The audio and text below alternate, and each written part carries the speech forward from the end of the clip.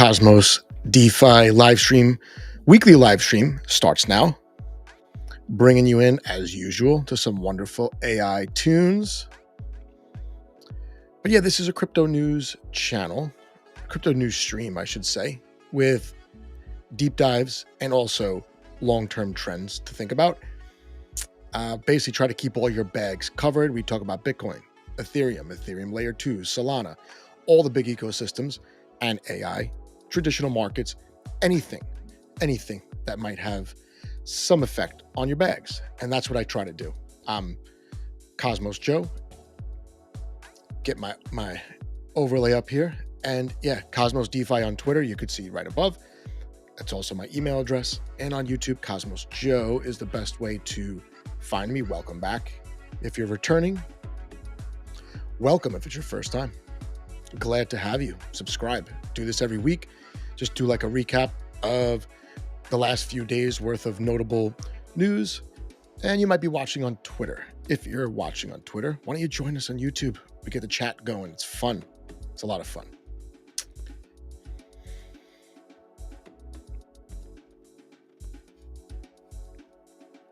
But today's headline, we're going to talk about Citigroup. They just released a report detailing how they tested blockchain for tokenizing real-world assets. Got some inflation news. Inflation's out of control. I don't know if you knew that. Bitcoin miners starting to lose money. Not good. And I got a report on some dying crypto projects, mostly on Terra and Cardano, believe it or not. And I got a nice ETH Layer 2 resource to share with you guys as well. So hopefully you're locked in. If you're in the chat, say hello. This is not meant as financial advice. I think you know that. I'm not a financial advisor. My sources are not vetted. I pick and choose based on what I like, what affects my bags. And I talk about those. I have my risk tolerance is not the same as your risk tolerance, I'm sure. My portfolio, it's my portfolio. Whatever tokens I talk about, just make your own decisions. Don't copy me.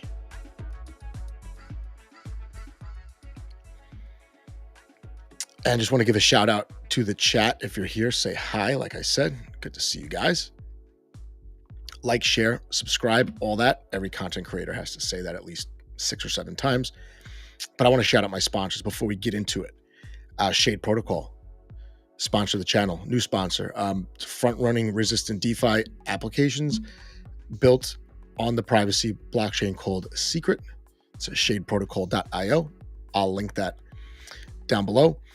And another sponsor of the channel is Kinetics.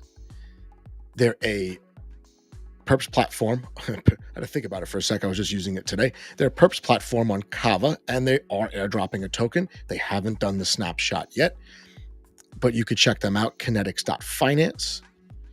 Welcome, everybody. Ambito, I see you. Mr. Swiss, I'll be seeing you in about 15 minutes. Is that right? Hopefully.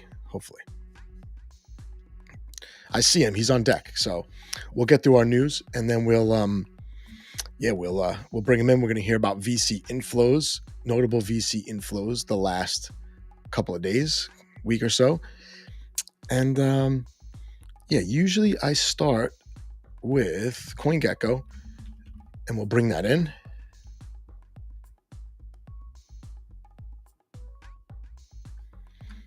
Start with some prices. It's not financial advice. I usually don't talk about prices, but I like to look at what's moving.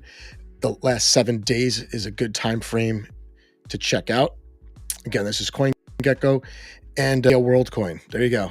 Up almost 200% the last 7 days. Arweave up 69%. BitGet token up 54%. Don't have any of these, but look at this. A Cosmos token here. Fetch AI up 50% or so. The graph, I own the graph. I own Fetch AI. I used to own VeChain, doing pretty well. But yeah, these are the ones that are moving. And by the way, these are only top 100 tokens we're talking about here. And what's down? Well, Monero, we talked about Monero. They got delisted from a couple of exchanges.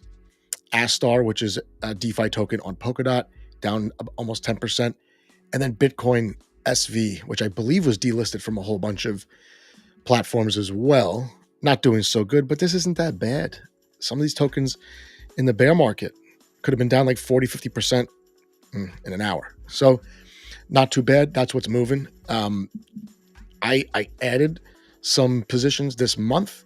Last week I mentioned I added Decentral token. DEC is the ticker. I bought it on Astrovault. That's the DEX that I just made a video about.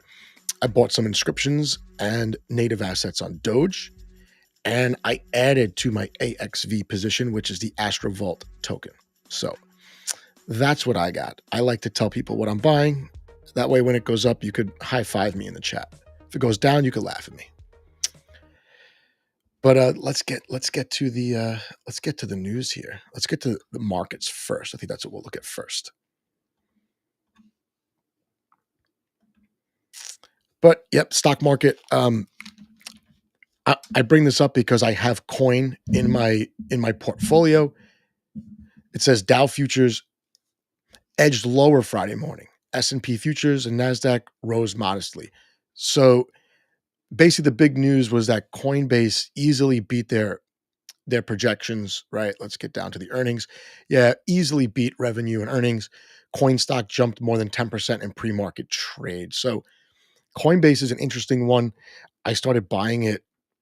It was like between $30 and $40. I think like 34, 36, something like that. Didn't buy that much of it. I bought it again in the 50s, 60s.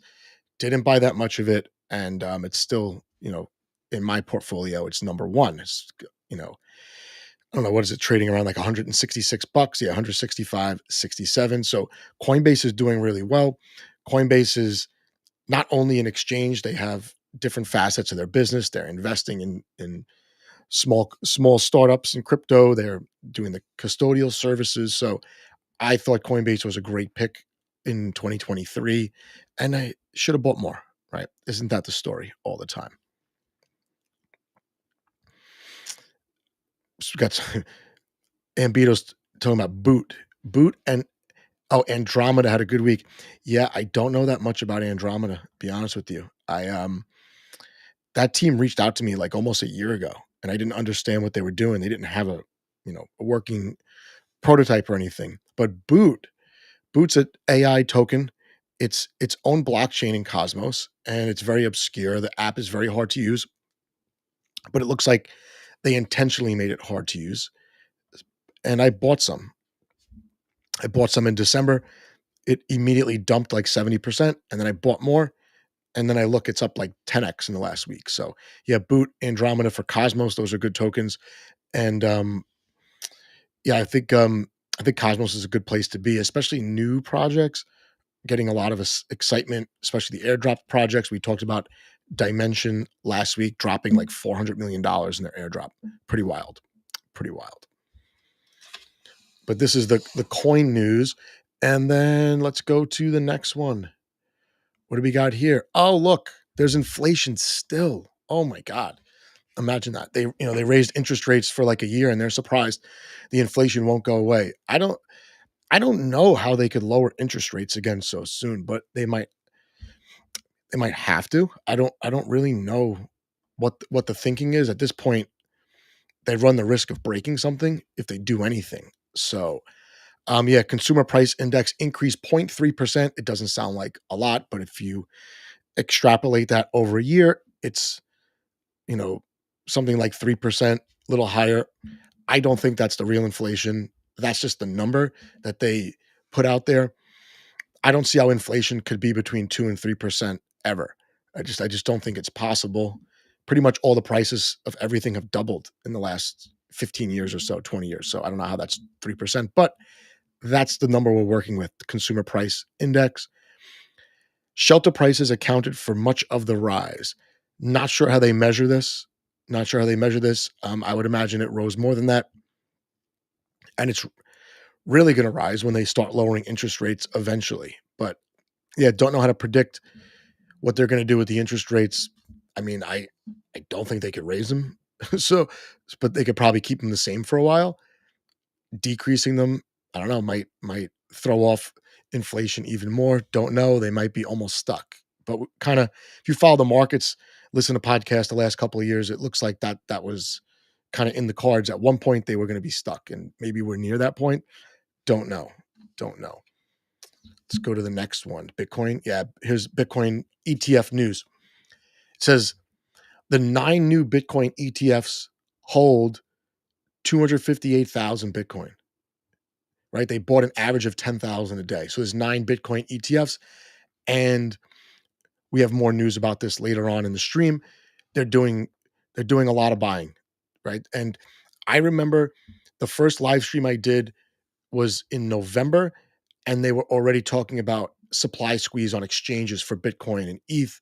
So this definitely contributes heavily to the upward movement we see with Bitcoin. I would imagine that it would not be sitting at 52,000 had the ETFs not been approved exactly when they were. Sam Altman news. He wants some government backing, $7 trillion for AI chips. I mean, it looks like he's going to turn this into some kind of national security issue. I'm sure that he'll get something for this. I don't know about 7 trillion, but we'll see. And it says Altman has been attempting to raise up to 7 trillion to boost his GPU chip supply. So government, are they going to go in on this? Don't know. To what extent? Don't know. This is something to watch. Actually, this is a trend probably that's going to be in kind of fluid for most of 2024, right? And I don't know. I think that he'll get government money. It's not just going to be private raising, right? So we'll see. Is it important? He'll sure make it seem like it's life or death, I would imagine, for that much money. And then we'll have to see. The news has done a good job kind of turning people off AI.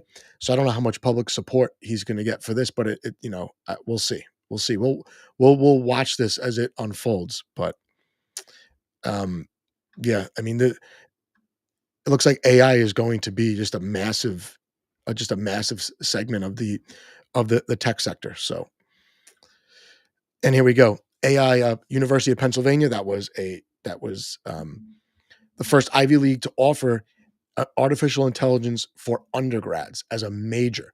Pretty wild. I wonder who they're getting to teach these classes. It's probably not that many people that can teach these classes, I would imagine. I applied to UPenn and I did not get in.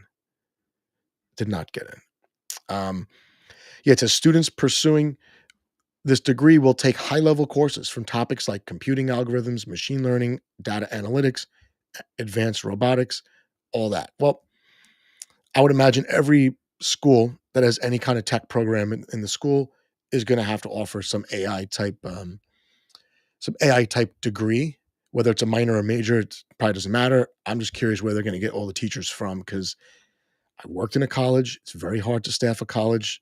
Every college offering the same thing at a certain point, and the teachers are hard to get. This I thought was interesting. Bitcoin. This article says that after the halvening, because the inflation's getting cut by half, that a lot of miners are going to fall into loss if Bitcoin can't stay above $80,000. I'll sign up for 80,000 Bitcoin right now just to save the miners. But yeah, this is put out by a report by Fidelity Digital Assets, speculates losses for some miners if the price is under 80K. Some, I don't know how many, but they say some. That means if it's 50K, many of them are probably falling into loss because the emissions is cut in half. We did say that ordinal inscriptions does supplement the miner's earnings, especially when network traffic is high. There were even periods of time where inscriptions revenue fees generated by the network as revenue to the miners actually exceeded the amount coming from inflation. And looks like Bitcoin's going to have to continue to develop just anything that could generate fees for the miners. But we did see miners go into loss for extended periods of time, and they have to adapt, they have to move, they have to change what they're doing. But yeah, and this is just unrelated news, but this is something to watch. And then from the same publication, the same author, we have this.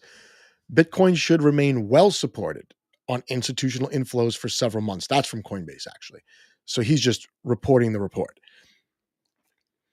Coinbase research project adequate support for Bitcoin in the next 3 to 6 months. Yeah, I mean, how can there not be? How can there not be? Coinbase even touches on what an ETH ETF might look like for the markets. I would imagine people are already front running that, right? Buying up ETH in anticipation. We had a big kind of sell the news cool off, excuse me, when the Bitcoin ETF went through. It might be more drastic for ETH if people are front running that and they're going to sell into the into that ETF news, but we'll wait. I would imagine sometime in 2024 we'll have an ETH ETF. This was funny. I saw this on Twitter and I knew it was BS.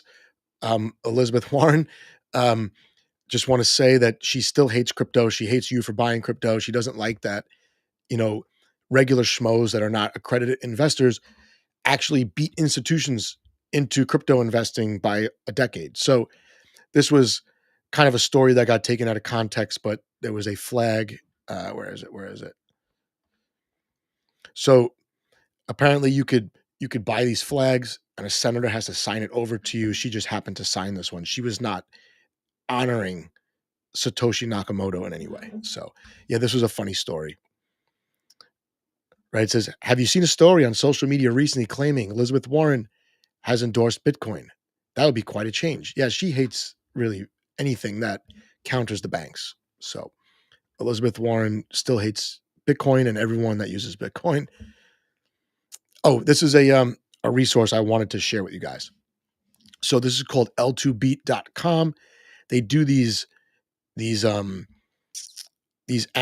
pages for the different layer twos. So we'll look at this at the end of the stream as well. I just wanted to put it out there. I didn't get a chance to look at everything that this site displays, but what I thought was interesting that they compare the L2s in a risk analysis kind of visual here for these different threats to the network. And you could take from it what you need to. It's a good resource, especially if you are planning on using these L2s in the future. You can compare them side by side. This happens to be Manta's page. Oh, this is so good. So, crypto news. The headline. Read the headline. Nearly 2/3 of crypto projects meet their demise, and I'll talk about this more at the end when we go into trends. This is something that we should follow. They did an analysis. 12,000 different crypto projects. 72% that launched during the bull run have failed. 12,343 were investigated, and almost 9,000 have become defunct, right? And it says the year 2023 proved to be the toughest within the cycle. 60% of dead coins disappearing during this period. I'm not surprised. A lot of these new coins, they kind of squander funds. These new projects, they squander funds. They don't allocate. They don't think about multi-year runways, most likely. And it's super risky to launch a project in the peak of the bull market, right? Because then you're looking at, maybe some upside and guaranteed 2 to 3 years of downside where you have to survive. But this was the most interesting part. The research identified that Terra and Cardano were the two ecosystems with the highest number of defunct coins. I found that to be very interesting. Well, I guess Terra, not too surprised. I think I was more surprised that Terra was still launching projects in 2021, right? Because the DPEG happened. DPEG happened 2021, 2022. I don't remember. It's been that long, but yeah, I'm surprised that they had that many projects to become defunct. Same with Cardano. Cardano had a hard time launching DeFi on their chain. So yeah, and then of course this part's actually really funny. It says the researchers employed specific criteria to determine the dead projects. Here's the criteria. See if any of this shocks you. Low trading volume, low liquidity, inactive or deleted Twitter accounts. We've all been there, right? Websites being down, delisting from CoinMarketCap. So if any of these things happen to any tokens that you're holding after a bull market, maybe that's time to get dump what's left, cut your losses. I don't know. Hopefully, we're not entering another period like this anytime soon, but it's inevitable. It says 93% suffered from low liquidity, lack of interest, bad tokenomics, whatever you want to call it. All right. 58% had inactive or deleted Twitter accounts. Isn't Lum one of those? Doesn't Lum have an inactive Twitter account after just getting an influx of funding from the Cosmos Hub? I think Lum has an inactive Twitter in the Cosmos. But anyway, here's something else I just wanted to share. Don't want to spend too much time on it, but DeFi token set to make its debut on 7 exchanges out of the gate. We saw Celestia do something like this where they launched immediately with centralized exchange liquidity, and I thought this was interesting. They say this is the largest Web3 super app, and they had a massive public sale, 17 million, and they're launching a token. And it says this listing event marks a significant milestone for the platform, which is set to redefine the future of DeFi. Well, every project has to have a token, I guess, right? And if they didn't have a token, now they have one. I wonder how it fits into the existing services they offer. But it says it's the first Web3 service to launch a token. We'll see. We'll see. But interesting. I like that these projects are launching with all the centralized exchange support. Very hard, I think, to have a kind of manufactured supply squeeze under those conditions, which I think is good for the quote unquote retail investor in crypto. So that's it. That's my quick news. Now we're going to go to VC inflows. I see Swiss is ready. We got some good ones today. We got one related to Cosmos actually. So I'm going to bring him in. There we go. Not all the way. We'll switch. There we go. There we go. Amen. How's it going? Another day, another Monday. Yeah, Another day off, man. I'm off this whole week, so I'll probably do another one of these Thursday, I think. So maybe in the morning. See how it is in the morning. Nice. Yeah, I was cracking up at those articles you were just going through. Some of them are funny because the news is like overly bullish. You know, it's almost like each project is just putting out their own PR through these outlets, right? I'm sure to an extent that's happening. But then you every once in a while you get like the headline, it's like dead token or scam or crime wave, Web3 crime wave. And I just find the headlines funny. The headlines, they give more information than the article sometimes. They're just kind of putting out content just for the sake of putting out content. But anyway, Swiss is here from Crypto Chemistry. You guys are validating a bunch of chains. You do consulting and you do content. And by the way, I just delegated to you guys on Nolus. I didn't realize you guys were on Nolus, and I had some tokens. I fired it your way.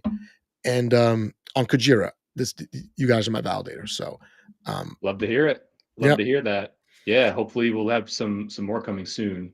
Cool. Are you going to be in Denver, by the way? You're not going to be there. I don't think. Nope. I get one conference a year, and it's going to be the NFT Nashville conference. So I'm not missing that one. Yeah, you're going to come? That was fun.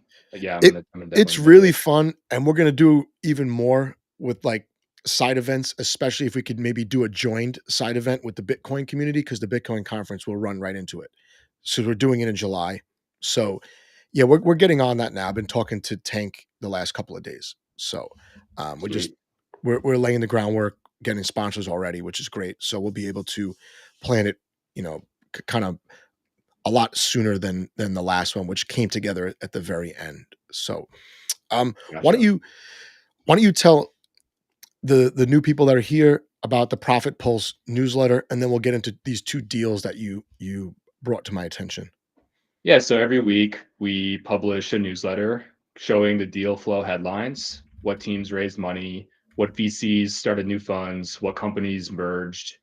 And really the key is just to figure out where the puck is going, and also to discover new projects, because a lot of times this is like the first that they unveil themselves to the world, come out of stealth, and they have a product or a service or a dApp, a new network.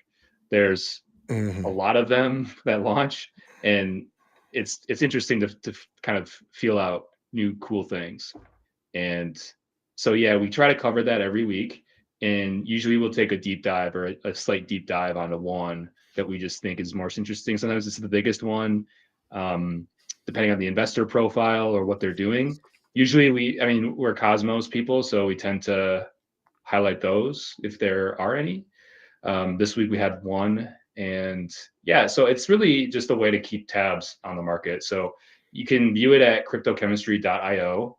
The newsletter is branded as Profit Pulse because we're actually covering other sectors too, not just Web3. And yeah, you can subscribe, and you just hit the Web3 button when you subscribe, and that'll get you on that list. And I get that dropped. What is it? Basically, over the weekend, you get that dropped into your email, and yeah, I mean, like you said, it's good to stay on top of this stuff just to see where the quote unquote smart money is going. But before you hear anything about it, some of these projects have already raised a bunch of money, right? And they're might be at like have a competitive advantage, even though they're late, late to the game in some regards. So, what do we have first? Analog.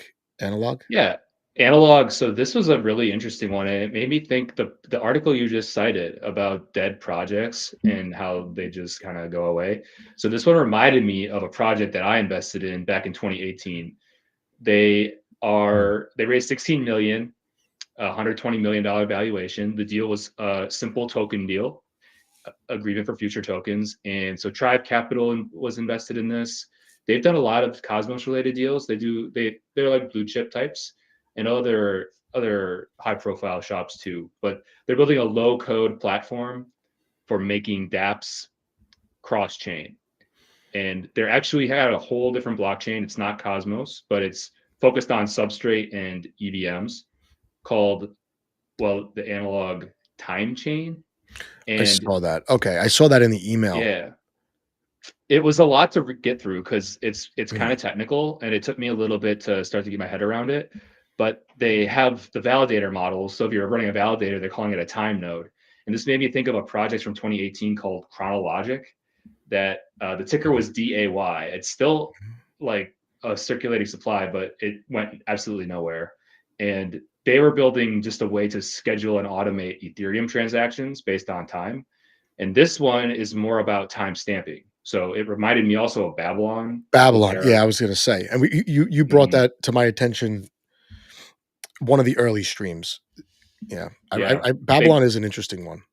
they've raised a fair amount of money. Babylon's a really interesting project. Mainnet's coming around the time of the next halving on Bitcoin. And so their whole thing was time stamping Cosmos chains against Bitcoin blocks and like using timestamps. And that's similar to what this is doing, I think. But they are essentially, in order to message cross chain, I'm assuming it's a similar type of process. It was a super technical website, a little hard for me to wrap my head around it. Yeah, there was a graphic in the email that I got about this, and it looks. You look at it, and you're like, "Oh, it's some kind of interoperability protocol, Yeah, right?" And yeah, it is pretty technical, but we're seeing different spins on bridging now, whether it be what Thor chain does or IBC versus Axelar or whatever, and now this. So I wonder how familiar people are going to have to be in the future about bridges, or if all this is just going to be just completely behind the scenes and no one's going to need to know, because right now you kind of do need to know what the bridges are and what they're called at least. So as they get yeah. more complicated, hopefully they could hide some of that from the or just kind of have it as something in plain English in the wallet when the action's happening. That's what this protocol's like marketing is, that they have a generic message passing protocol, this GMP SDK, and they want, essentially it's a platform. If you wanted to build a dApp, you could use this SDK, and then in your dApp, the user can click and interact their wallets, and it's doing a bunch of things on these other chains. Mm, So okay. it's not just Cosmos. Like they don't really even talk about Cosmos at all, and so it's interesting. I think this is going to be one to watch. We'll be hearing more about this one. I don't know where it goes. I'd love to learn more. They do have a token coming. the analog token. So yeah, I'm gonna have my eyes on this one and maybe do some testnet stuff to see if there's like an airdrop or something. But I'm not sure if that's in the mix. All right, and what about Lava? I've heard of Lava. That's the Cosmos chain, right? Out Yeah, of these two. So Cosmos SDK chain, how's it y how much did it raise, and how is it gonna stand out, I guess, in this ecosystem that's already has a ton? yeah. So this was $15 million raise. They actually closed it at the end of last year, according to the block. And so the second biggest raise of the week, right behind Analog, well, Mm, announced raise, which Analog had 16. And to your point, or you said something earlier, I want to highlight both of them on Crunchbase. They do have older raises, but there were no dollar amounts attached to them. mm, So what this tells me is that these deals are getting done in a more favorable market, the bull market that we're in, and they're big enough now where they're headline worthy. So got it. Lava, Okay. yeah, this round was led by Jump, Capital, Hashkey, and Tribe. So, and then some other follow-ons. And basically, they're selling RPC access, API access. It's building a open source, permissionless marketplace for APIs. So that way, if you're a developer paying for access to an API somewhere, or you're using one, you build it and deploy it, connecting and getting information from a chain, and it goes down. This offers a level of redundancy, something in their protocol. From what I'm gathering, I might be botching this because, again, another pretty technical Mm, deal, but interesting around an open source marketplace where it's permissionless to some degree as well. So if you're running data access on APIs and RPCs connecting to a bunch of chains, and like I said, one of those goes down, this redundancy is apparently one of the big selling points why people want their stack. so, a few of the deals, a bunch of them that you've given us, they're basically infrastructure, right? But they must be in demand Mhm. if they're getting this, this funding, right? Yeah, I think this is a huge narrative, and it's beyond Cosmos. Mm, Everybody wants their chain to be able to work with some other chain. yeah, If I'm a dApp builder, I don't want to be limited to one layer one or one ecosystem. Like every viral dApp in Web3 is going to need to be able to have this functionality. We've been hearing about it for years. Eventually, the user isn't going to know what blockchain they're going to be on. mm, And this one, I think this is more developer targeted, the people who are building like this really technical infrastructure side, and just making sure that you have a redundant system where you're not like centralizing points of failure. But I could yeah. be a little off on that just because I'm not a dev, but See, from what I've yeah, been no, I gathered. think for me, I kind of have to wait to see how they market it. Like, who is it for? It might not be for someone like me, but sometimes that helps when they have the working product and they're actually marketing it a certain way to understand what they do. That's hard for me to wrap my head around projects that haven't even launched a mainnet just yet. You know. Agreed. Agreed. Well, I mean, I like that you're bringing on at least one Cosmos chain every week. It's amazing. It's almost like these Cosmos chains were kind of waiting in the wings, ride out the bear market, and then once Celestia launched, it's like green light for everybody else. I mean, Archway was the one that did it the hard way. It looks like, right? They launched like lowest possible, lowest possible interest crypto wide to get off the ground. Everyone else waited for this time and they were counting on, I guess, the Bitcoin ETFs, the halvening, and just like, I guess, lowering of interest rates to make the macro picture better for their deals. Timing is everything, man. And Hmm. I think, yeah, I tip my hat to anybody who launches in a bear market, Yeah. and it makes what's already really hard even harder. So I think you're spot on. All right. Well, really appreciate it, man. We'll definitely see you again next week with some more deals. The newsletter, I get it. If you guys want to sign up for it, I'll drop the link down below. But it's just cryptochemistry.io and they could find it there, right? That's right. And then Okay. I'm also working with Astrovault too. So we will Right. be in Denver. Hit me up on Twitter. Put my at is put that in the show notes too. The real Mr. Swiss, Mr. MR Swiss on Twitter. So definitely hit me up if anyone's going to be in Denver. Would love to hang out. Awesome. Yep. And I did mention early on, don't know if you caught it. I've been adding to my my AXV position. I just like what's going on over there. And I did onboard one of my buddies who's like an OG crypto guy from like 2013, 2014. Set him up with a Kepler wallet, showed him how to bridge from Ethereum over to Archway, and then he kind of laid into it a little bit as well. So getting some people to notice. Great. Yeah. I love to hear it. Heard a lot of good feedback about new users enjoying the UX. So that's It's cool, encouraging. and they've got maybe in the next one we'll demo it on the live stream because it is pretty polished considering it's a fairly new platform and still adding features as well. Yeah. Exciting stuff behind the scenes too. So can't wait. All All right, right, Joe. well, Thanks. take it easy. All right, that was Swiss with some deal flows, analog, lava. Things are ramping up with these inflows of money. It looks like the investors are if the professional investors are bullish, I guess I have to be bullish, right? I guess we have to be bullish. But we're gonna change gears for a minute. We'll get set up over here. But we're gonna talk about Citigroup. And Citigroup, major Wall Street bank, they've been playing with some technology to tokenize real world assets. Let me bring that up.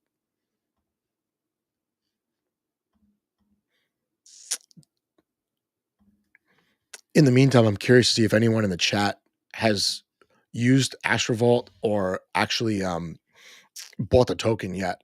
The AXV token is the token of the Astrovault DEX. That's not what I wanted to do. That's what I want to do. Let's bring this up.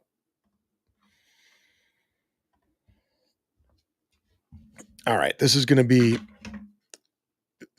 a nice change of pace, right? From just really like the news that's like almost too bullish without like some concrete meat in these articles. This is the report from Citigroup. You guys are talking about Astrovault. We'll demo it live next week maybe because I do want to show people how just how smooth it is and just it's kind of easy onboarding as well.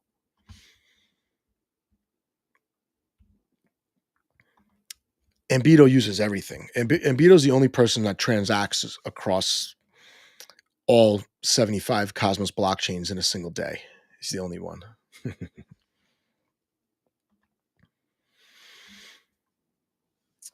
All right. So the title of the video, the headline is Citigroup tokenizing real world assets. And they released a report. I found out about it before they released the report. And I was like, oh, I got to talk about this on the live stream. So what is this about? We're not going to read the whole report, but I recommend reading the whole report if you care at all about institutional adoption and how they're actually going to use the tech, what tech they seem to be preferring over others, and maybe why. But again, this is a public document. I linked it down below, just a PDF. And this was a test. And from what I gather, a pretty successful test. They go into the background information. Why are they doing this? Well,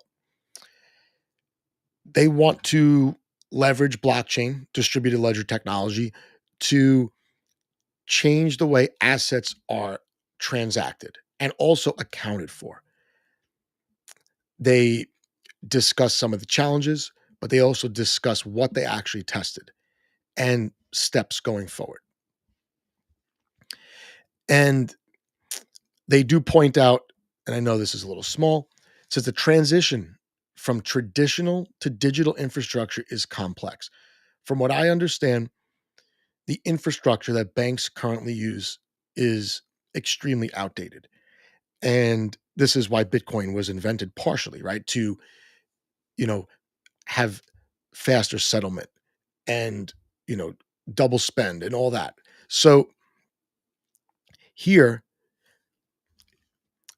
in the background, they talk about the potential benefits of using this new blockchain technology for what the bank wants to do, and that's transact assets all the time, maybe round the clock, like we could transact with Bitcoin. But it says the potential benefits range from solving infrastructural issues in traditional operating modules to the possibility of new investment product and servicing capabilities enabled by DLT features such as programmability and composability. So they're not only just using blockchain for accounting, they test smart contracts in this little experiment they've done. And here they lay out the value proposition of tokenized funds, right? Tokenized assets. And number one is they could streamline things using smart contracts, right? Smart contract driven processes. They enable automatic settlement, life cycle management, and compliance checks. All this is going to be automated by smart contract. It looks like, or it could be, I should say. Reduced counterparty risk, increased speed and cost savings, streamlining. This is big for banks because they really don't run a streamlined business to begin with. I mean, these banks are spread out all over the world. They're transacting different currencies with different banks, with individuals, with businesses. And from what I understand, a lot of these transactions, just because you put a transaction through ATM withdrawal or something like that, transaction might take days to actually settle. I've seen up to like 7 to 10 days for certain types of transactions. But let's keep going. Another value proposition of tokenized funds, access to new customer segments, right? Potentially reduce high minimum investment thresholds, which keep alternatives out of reach for many accredited investors. Tokenization could enable access to a more digitally savvy customer base comfortable with wallets and tokens. A lot of people in the 25 to 30 age group, they've never traded stocks, never held stocks. They don't care about stocks, but they are completely crypto savvy, right? Completely crypto savvy. I think this is smart because those people, they're young now. Obviously, they're not controlling a lot of the world's wealth, but by the time they're in their 40s, that's probably when a lot of this technology will be kind of normalized in the traditional banking industry. Those people will have a lot of the wealth, and these banks will already have onboarded them from when they were in their 20s. So it's very interesting, very interesting. And that's the kind of time horizon I think you have to look at. We see how long it takes to develop stuff and make it good. DeFi is still not that good. I said before, DeFi might have dropped the ball with all these bridge hacks and this, the stablecoin depegs and all that, leaving an open window for banks to now come in and make real products out of smart contracts and DLT. Third piece of the value proposition is solving for distribution and fractured liquidity. Right? Tokenized funds allow for automatic portfolio allocation, straight through processing, and automated capital calls. So you see this like automation over and over again here. This is going to be smart contract governed, it looks like. And here's where they describe this proof of concept. It's on a permissioned institutional test subnet. They use Avalanche. Our evaluation focused on private funds due to the potential delta of efficiency and accessibility, which digitization and tokenization can provide for these assets versus the current fragmented and unstructured operating ecosystem. So it looks like blockchain can solve a lot of these problems related to streamlining. Private markets, although an over 10 trillion asset class, are characterized by an infrastructure that is complex and manual. There we go. So they're going to move away from this manual transacting and upkeep. They're going to use smart contracts. It's clear. It's not only about the blockchain itself. It's about smart contracts that can run these complicated financial systems. So here they talk about exactly what it looked like. And there was a bunch of different entities involved in this test, right? We have Ava Labs, it's Avalanche. And here we go. So they summarize this down below, right? The use cases. And again, you could look at this yourself. I think it's interesting. Use cases tested. Number one, see if I can make this bigger without messing up the screen. A little better. Still not great. A little better. There we go. Tokenize a simulated traditional private fund and bring it onto a distributed ledger network with an underlying fund distribution rules encoded into the smart contract and embedded into the token. Number two, test multiple scenarios of transfers with the Citi smart contract relying on identity credentials issued by WisdomTree.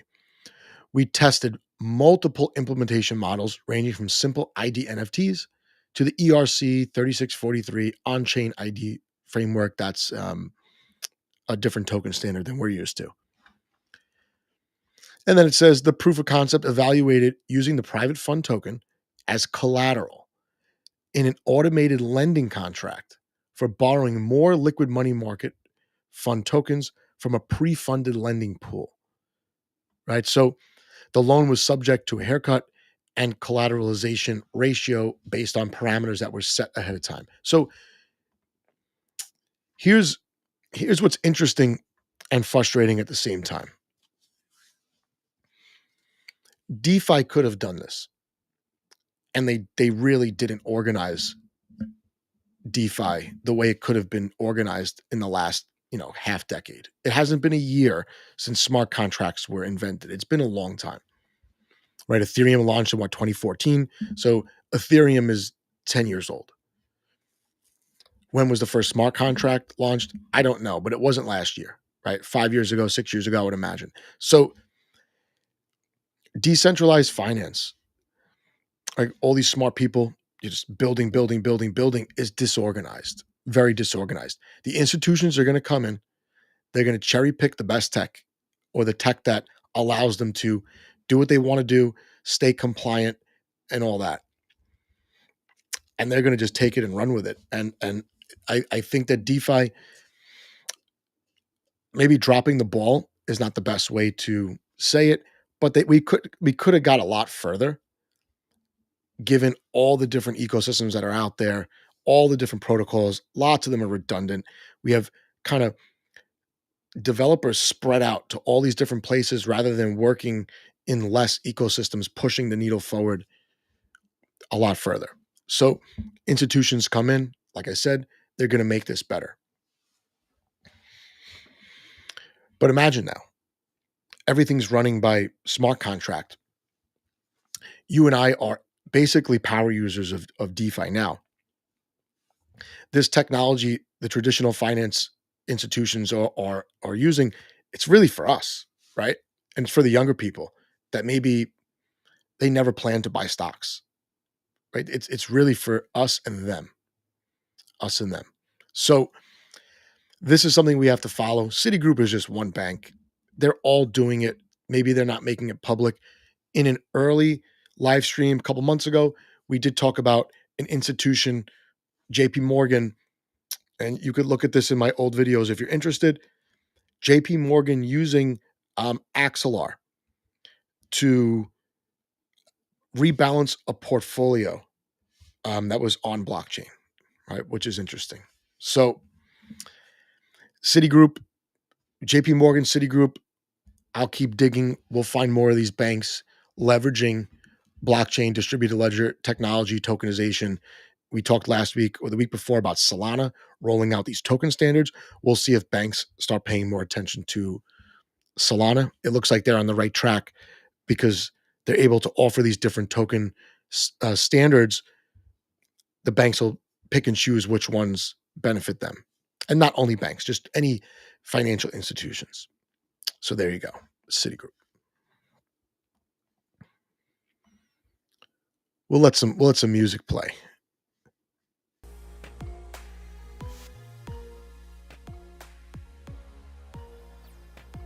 understand people are trying to think about token that just shot up 36% on one buy. Oh my God. I wonder who would do that. Send the 36% price impact on a purchase. It's pretty wild. Pretty wild. That's Roar token. That's a DAO token on a Luna. Terra 2. Terra 2.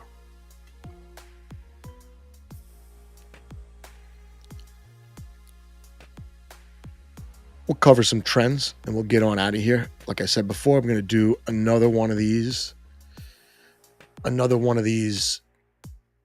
on Thursday, most likely in the morning. But let's do what I do best. I got my Cardano shirt on. I don't know if you guys can see, but here's my Cardano shirt. And I'm going to do what I do best. I'm going to FUD Cardano here, right? So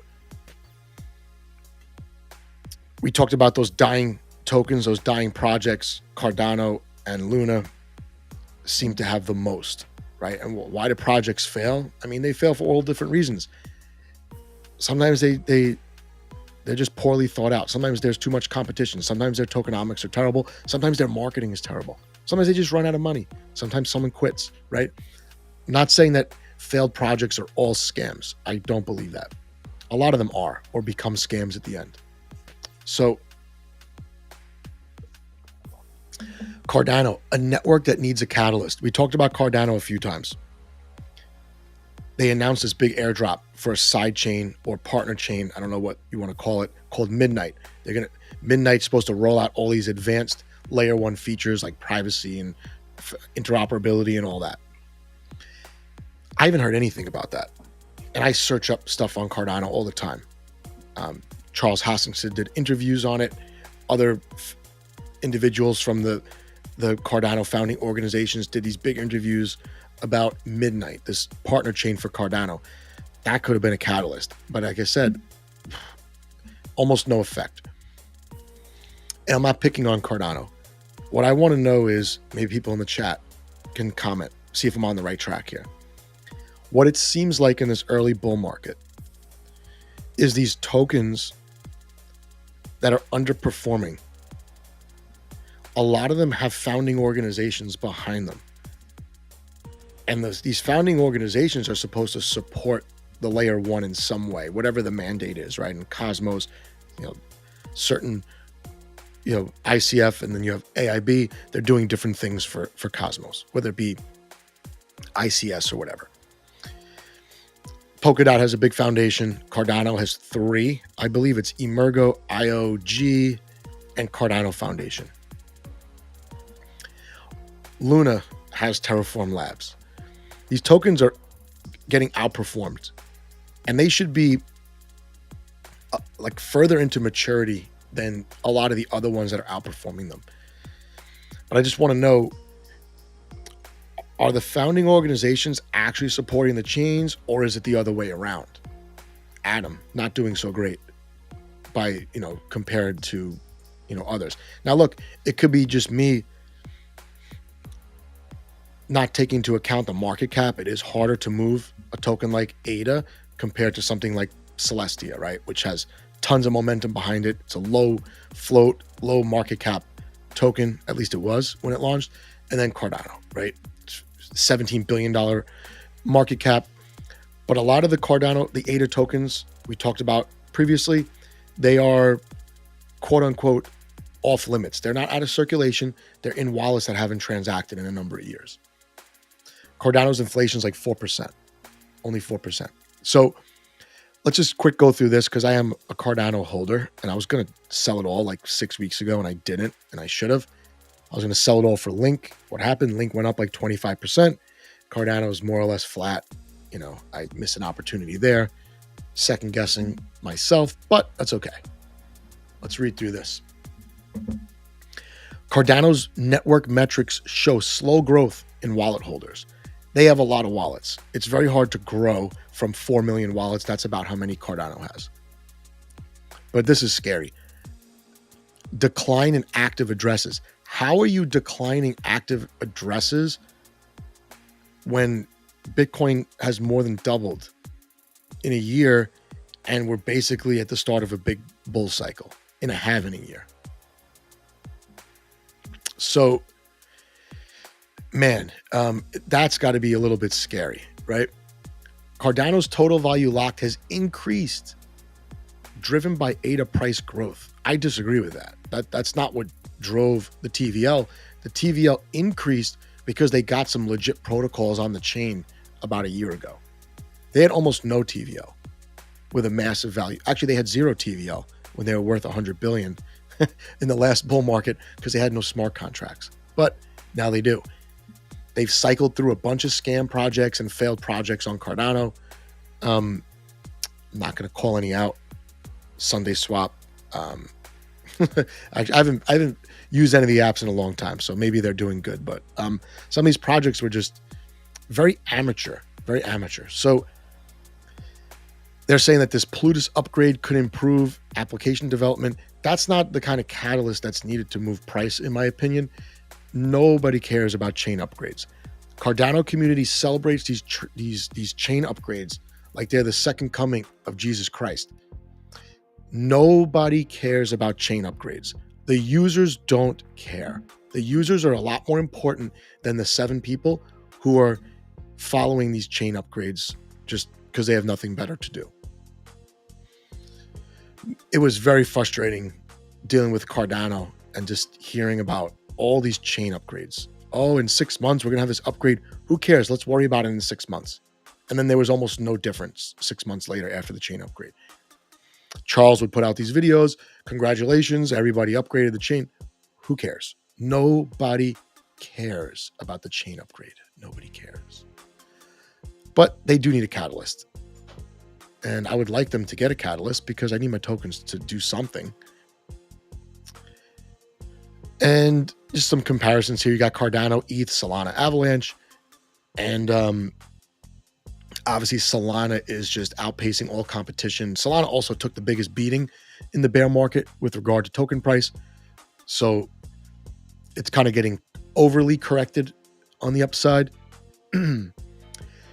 ADA has underperformed some other ETH killer smart contract chains that it competes with. Yes, it competes with all of them. And they go through some network metrics. I'm interested in wallets. I want to know. I mean, we know DeFi is a whale game. The whale control a lot, right? But it can't be like that forever. You need a large user base. And like I said, Cardano has like 4.5 million wallets. 4.5 million wallets. So,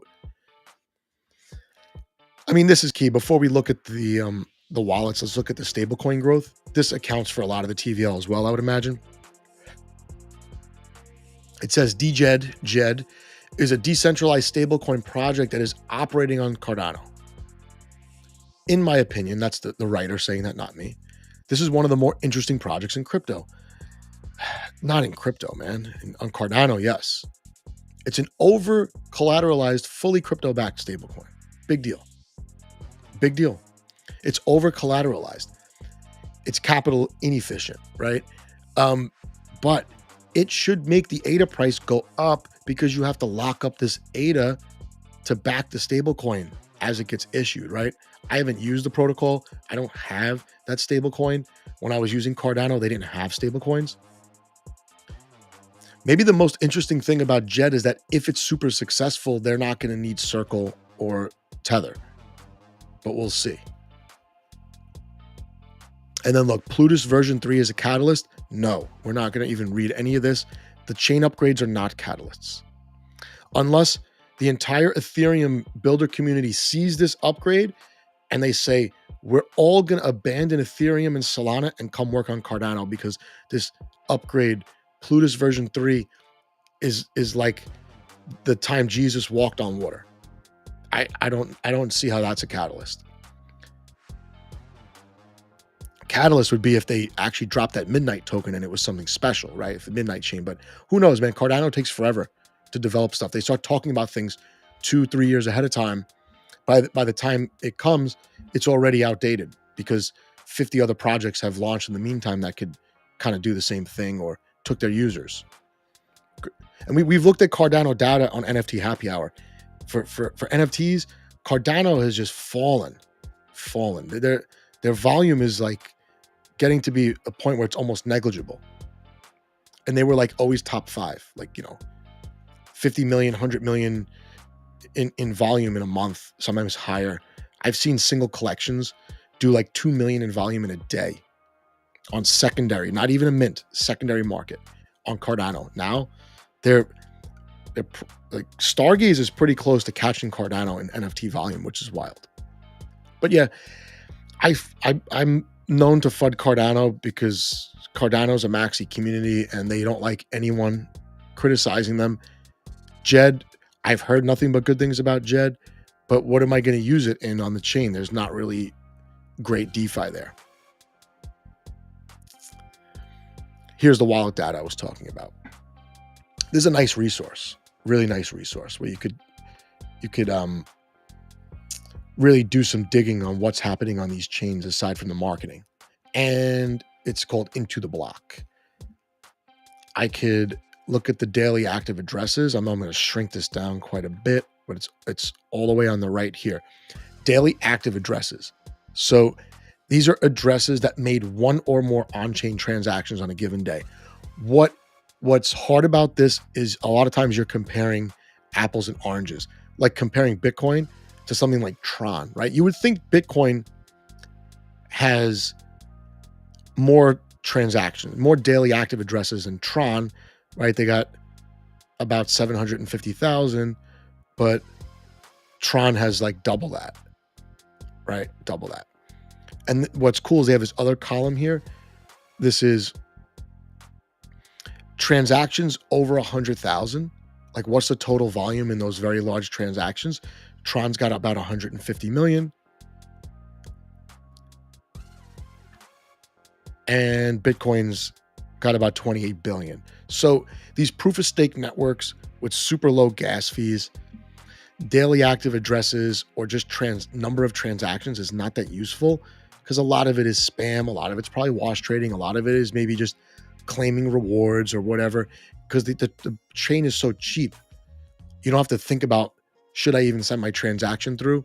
No, you might just set up a whole bunch of bots and do a bunch of meaningless spam transactions, right? But you could use this to compare wallet data. It's interesting to just put two similar ecosystems side by side, Cosmos and Polkadot maybe, right? Solana and Avalanche maybe, Cardano. I don't know what you would compare Cardano to, right? I guess it's an all-purpose smart contract platform. I don't think it's that similar to the other ones, but for DeFi, yeah, put it side by side with Solana. See what it looks like.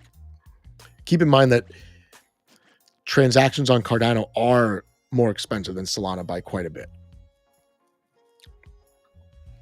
And showing Cardano with a $22 billion market cap. Jeez. So, and I did want to show this other analytics page, right? This L2beat.com. This is where I was talking about before. You can compare your L2s. Compare your L2s. So,